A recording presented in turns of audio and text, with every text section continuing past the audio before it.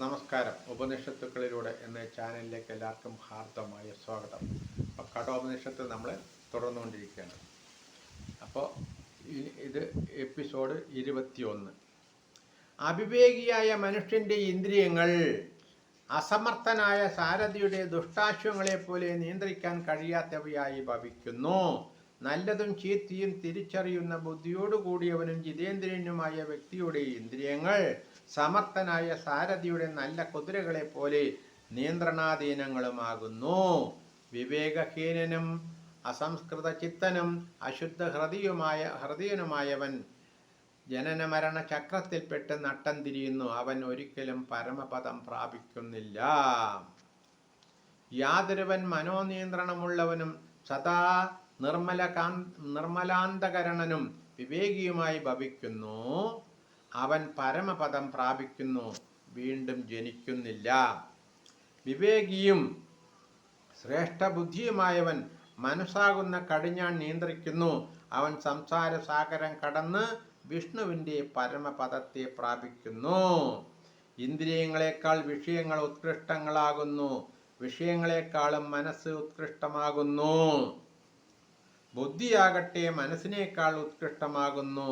മഹത്തായ ആത്മാവാകട്ടെ ബുദ്ധിയേക്കാളും ഉത്കൃഷ്ടമാകുന്നു. ഹിരണ്യഗർഭൻ എന്നറിയപ്പെടുന്ന മഹത്വത്തെക്കാൾ അവ്യക്തമെന്ന് പറയപ്പെടുന്ന മൂലപ്രകൃതി ശ്രേഷ്ഠമാകുന്നു. അവ്യക്തത്തെക്കാൾ പുരുഷൻ ശ്രേഷ്ഠനാകുന്നു. പുരുഷനേക്കാൾ ശ്രേഷ്ഠമായി ഒന്നുമില്ല. അത് അങ്ങേ അറ്റമാകുന്നു. അത് ഉത്കൃഷ്ടമായ പ്രാപ്യസ്ഥാനവുമാകുന്നു. എല്ലാ ഭൂതങ്ങളിലും ഗൂഢമായിരിക്കുന്ന ഈ ആത്മാവ് ആർക്കും വെളിപ്പെടുന്നില്ല. എന്നാൽ സൂക്ഷ്മദർശികളുടെ ഏകാഗ്രവും സൂക്ഷ്മമായ ബുദ്ധിയാൽ കാണപ്പെടുന്നു. അറിവുള്ളവൻ വാക്കിനെ മനസ്സിൽ നിയന്ത്രിക്കണം. അതിനെ പ്രകാശരൂപമായ ആത്മാവിലും നിയന്ത്രിക്കണം. ജ്ഞാനത്തെ മഹത്തായ ആത്മാവിലും നിയന്ത്രിക്കണം. അതിനെ ശാന്തമായ ആത്മാവിലും നിയന്ത്രിക്കണം. ഉത്തിഷ്ഠത ജാഗ്രത പ്രാപ്യപരാൻ നിബോധത ക്ഷുരസ്യധാരാ നിശിത ദുരത്യശ ദുർഗം പദസത് കവയോ വദന്തി. ഉത്തിഷ്ഠത ജാഗ്രത പ്രാപ്യപരാൻ നിബോധത. എഴുന്നേൽക്കുവിൻ, ഉണരുവിൻ. ഉത്തമന്മാരായ ആചാര്യന്മാരെ പ്രാപിച്ച് ബോധം നേടുക.